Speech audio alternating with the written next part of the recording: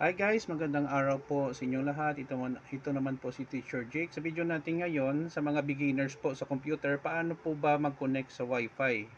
Hotspot ba from your phone or tablet na may SIM card, or Wi-Fi kung may internet connection kayo sa bahay? Dito lang po pupunta po, no, sa parang ito, may signal, blue Wi-Fi po ito, no. Click natin. May mga connection po tayo. In this case guys, no, magko-connect po tayo dito sa aking phone kasi PLDT namin, ako, walang connection palagi. Click lang natin. Okay. May password na ito na lagyan ko na. Click lang yung button na connect. Okay. It is already connected. Paano natin ma-test? Open tayo ng browser.